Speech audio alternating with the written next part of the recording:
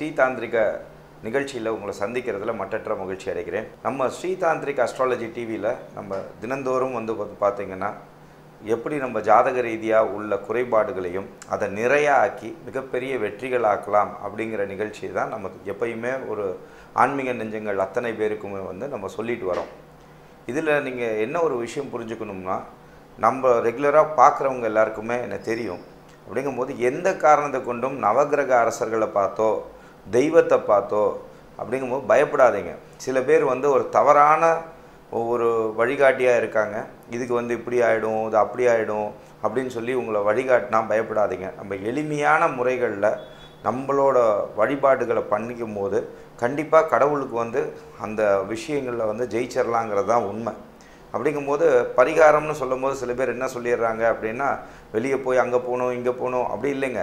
நீங்கள் உங்களுடைய விஷயங்களை நீங்களே ஆத்மார்த்தமாக நீங்கள் சந்தோஷமாக செய்யும் பொழுது தான் அது உண்மையான பரிகாரம். இதுக்கு நீங்கள் ஒருத்தருக்கு தெய்வத்தை வணங்குறதுக்கு எதுக்கு உங்களுக்கு ஏஜெண்ட் தேவையில்லை. அப்போ நீங்கள் தெய்வத்தை வணங்கும் பொழுது நீங்கள் மனசார உங்களுடைய சந்தோஷங்களும் உங்களுடைய துக்கமும் உங்களுடைய வேண்டுதல்களும் யாருக்கு தெரியும்னா நமக்கு தான் தெரியுமே ஒழிஞ்சு இதுக்கு ஒரு மூணாவது மனிதனால் அதை ஜோதிடர் என்பவர் அனுமானிப்பவர். அதே மாதிரி ஒவ்வொரு கன்சல்டேஷன் எடுக்கும்போது நீங்கள் இந்த வாஸ்து கல் அதே மாதிரி ஜோதிடர் இவங்களெல்லாம் கடவுளாக ஃபஸ்ட்டு பார்க்காதீங்க. அவங்கெல்லாம் ஒரு சாதாரண மனுஷங்க. இப்போ எங்களை மாதிரி இருக்கிறவங்க எல்லாமே ஒரு சாதாரண மனிதர்கள். அப்படிங்கும்போது இந்த சாதாரண மனிதரை போய் சாமின்னு சொல்கிறது இதெல்லாம் இந்த ஹேபிட்டெல்லாம் விடுங்க. மனுஷங்க சுவாமியாக ஆகவே முடியாது. மனிதர்கள் தான். அப்போ நீங்கள் எப்படி நம்ம எல்லாருமே ஒரு ப்ரொஃபஷனில் இருக்கோமோ இன்றைக்கி இதெல்லாம் ஒரு ஹை ப்ரொஃபஷன். அப்படிங்கும்போது யாராவது பார்த்திங்கன்னா எல்லாத்துக்கும் ஃபீஸ் வாங்கி தான் நாங்கள்லாம் பண்ணுறோம். அதனால் எங்களை போய் ஒரு சுவாமின்னு சொல்லிட்டு இந்த மாதிரி ஒரு மூட நம்பிக்கையை வளர்த்துக்காதீங்க. நீங்கள் எப்படி எல்லோரும் ஒவ்வொரு ப்ரொஃபஷனில் இருக்கீங்களோ அது மாதிரி இதுவும் ஒரு ப்ரொஃபஷன் தான், ஒரு தொழிலாக தான் இருக்குது இப்போது. அப்படிங்கும்போது இதெல்லாம் ஃபஸ்ட்டு நம்பாமல் யார் எது சொன்னாலுமோ அதில் இருக்கக்கூடிய உண்மைகளை அதில் எது உண்மையாக இருக்கோ அந்த உண்மைகளை மட்டும் எடுத்துகிட்டு வாழ்க்கையில் உங்கள் வீட்லேயே வழிபாடுகள் பண்ணி இதுக்காக நான் 500 கிலோமீட்டர் கோயிலுக்கு அங்கே போனால் நடந்துடும் இங்கே போனால் நம்ம நடந்துடும் சொல்லி ஒரு மாயை தோற்றத்தை விட்டுட்டு கடவுளுங்கிறது உங்கள் வீட்லேயும் இருக்காங்க, எல்லா இடத்துலையும் இருக்காங்க. அப்படிங்கும்போது அதுதான் கடவுள். அப்படி அந்த இடத்துல மட்டும்தான் சுவாமி இருக்குன்னா அது சுவாமியே கிடையாது. இப்படி சொல்கிறேன்னு நினைக்காதீங்க. அதுதான் ஆனால் உண்மை. சுவாமிங்கிறது ஆம்னி பிரசன்ட், எல்லா இடத்துலையும் நிறைந்திருக்கிறது தான் அந்த பரம்பொருள். அப்படிங்கும்போது நீங்கள் உங்கள் மனசில் ஏற்ற பாருங்கள். அந்த வழிபாடுகளை உங்கள் மனசில் பிண்டத்தில் இறக்கி, பிண்டம்ங்கிறது இந்த சதப்பிண்டம்னு சொல்லக்கூடாதுன்றதுக்காக பிண்டம்னு நம்ம நாசுக்காக சொல்கிறோம்.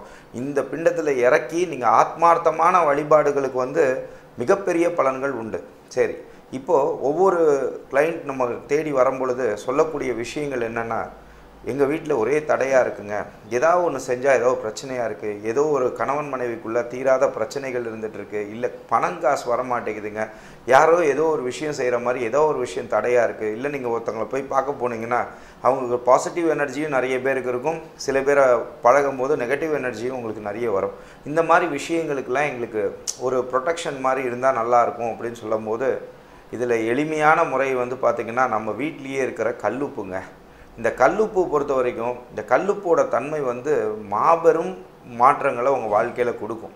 இந்த கல்லுப்பு என்ன சொல்லப்படுதுன்னா, கடல்லேருந்து எடுக்கும்போது இதை நீங்கள் அயோடைஸ் சால்ட்லாம் எடுக்கக்கூடாதுங்க. கல்லுப்புனா ரியல் கல்லுப்பு தான் நீங்கள் வச்சுக்கணும்.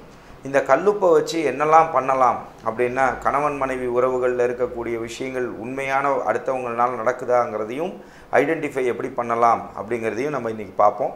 இதை தவிர்த்து உங்கள் வீட்டில் தீராத பிரச்சனைகள் இருக்குது, வீட்டில் ஏதாவது ஒரு பிரச்சனைகள் வந்துட்டே இருக்குன்னா அதை எப்படி நீங்கள் நிவர்த்தி செஞ்சுக்கலாம், நீங்களே சுய பரிகாரம் பண்ணி உங்கள் ஆற்றுலேயே நீங்கள் எப்படி பண்ணி அதை நீங்கள் எப்படி ஜெயிக்கலாம், மாபெரும் வெற்றிகள் அடையலாம்ங்கிறதையும் பார்ப்போம். இதை தெய்வீகமாக எப்படி மாற்ற போகிறோங்கிறதையும் பார்ப்போம். இப்போது முதல்ல கணவன் மனைவி பிரச்சனைகளாக ஒரு வீட்டில் இருந்துகிட்டே இருக்குது, இல்லை வீட்டில் ஏதாவது ஒரு சண்டை சச்சரவு வந்துகிட்டே இருக்குது அப்படின்னு சொன்னால் முதல்ல நீங்கள் செய்ய வேண்டியது இதை நீங்கள் செய்ய வேண்டியது பிரம்ம முகூர்த்த நேரத்தில் செய்யணும். நண்பர்களே, சில பேர் கேட்குறது உண்டு, ஏங்க நான் ஒரு 12 மணி 11 மணிக்கு மேலே செய்யலாமா அப்படின்னு கேட்டால் அதுக்குள்ளே பலன் தான் இருக்கும். பிரம்ம முகூர்த்தத்தில் எந்திரிச்சு நீங்கள் செய்யும் பொழுது பூஜைகள் எந்த பூஜைகளாக இருந்தாலும் சிறப்பாக இருக்கும்.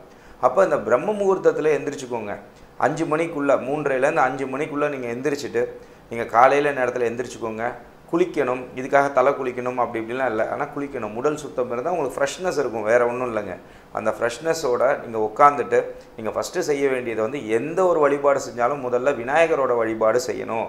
அப்போ விநாயகரோட வழிபாடு செய்யும்போது அரை மணி நேரம் 3/4 மணி நேரம் இந்த வழிபாடு செய்யணும்னு அவசியம் இல்லை. 10 நிமிஷம் செஞ்சாலும் அதை சிரத்தையான ஒரு நம்பிக்கையோட ஆத்மார்த்தமாக செய்கிற வழிபாடு மிகப்பெரிய வெற்றி கொடுக்கும். அப்போ அதுக்கு எளிமையான விஷயம் என்ன அப்படின்னா வக்ரதுண்டாய கணபதியோட மந்திரம்.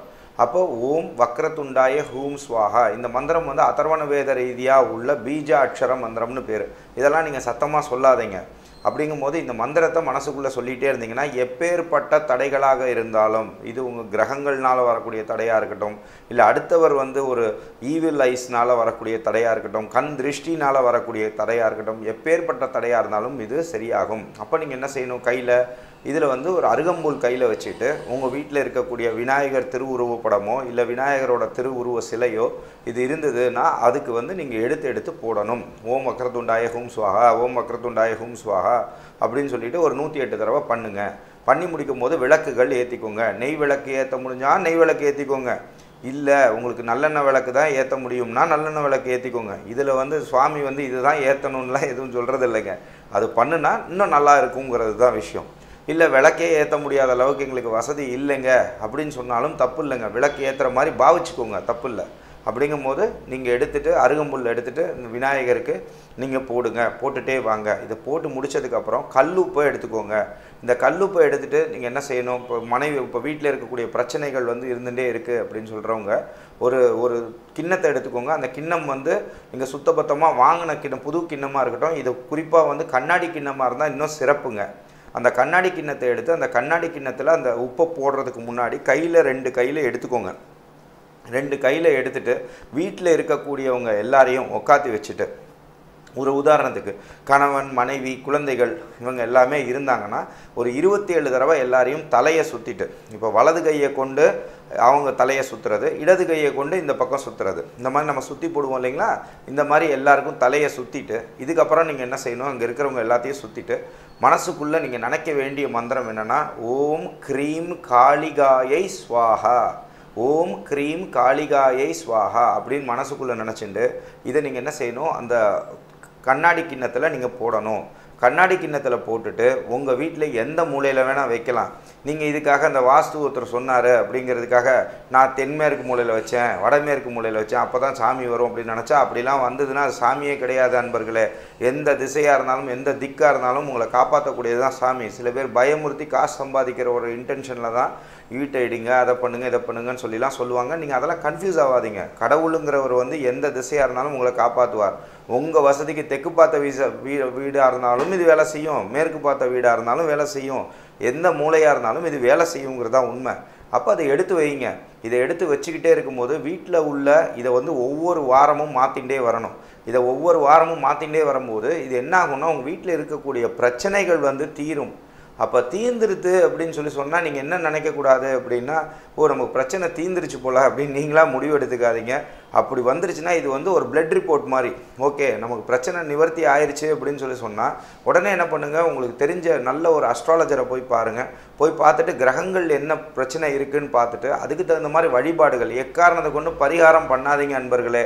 பரிகாரம்ங்கிறது நீங்களே உங்களுக்கு செய்கிறது தான் பரிகாரம். அப்போ அந்த வழிபாடை நீங்கள் பண்ணிவிட்டு அந்த வழிபாடை செஞ்சு முடிச்சுட்டு அதுக்கு என்ன வழிபாடு பண்ணணுமோ அதோடு சேர்த்து இந்த தாந்திரிக உப்பு பரிகாரமும் நீங்கள் பண்ணிக்கும் போது உங்கள் வீட்லேயே நீங்கள் செஞ்சுக்கும் போது கண்டிப்பான நல்ல மாற்றங்கள் ஏற்படும். இந்த மாதிரி பல ஆன்மீக சம்மந்தமான தாந்திரிக சம்மந்தமான எளிமையான வழிபாடுகளை நம்ம ஒவ்வொரு நாள்லையும் நம்ம நிகழ்ச்சியில் சொல்லிட்டு வரோம். இன்கேஸ் இந்த மாதிரி விஷயங்கள் உங்களை தேடி வரணும் அப்படின்னு நினச்சிங்கனாலும் உங்களுக்கு வந்து பார்த்தீங்க அப்படின்னா நீங்கள் வந்து எங்கள் சேனலை வந்து ஸ்ரீதாந்திரிக் அஸ்ட்ராலஜி டிவியை வந்து நீங்கள் சப்ஸ்கிரைப் பண்ணிக்கலாம். பக்கத்தில் இருக்கிற பெல் ஐக்கானை வந்து கிளிக் பண்ணிக்கலாம். அப்படி நீங்கள் பண்ணும் பொழுது உங்களுக்கு தினமும் வந்து இந்த அப்டேட் வந்துகிட்டே இருக்கும். இதே மாதிரி நம்ம முன்னாடி சொன்ன மாதிரி இந்த கணவன் மனைவி ஒற்றுமையை பற்றி நம்ம இதை பற்றியும் ஒரு தனியான தொகுப்பாக எடுத்து நம்ம விரிவான முறையில் பார்க்கலாம் நண்பர்களே. நன்றி, வணக்கம்.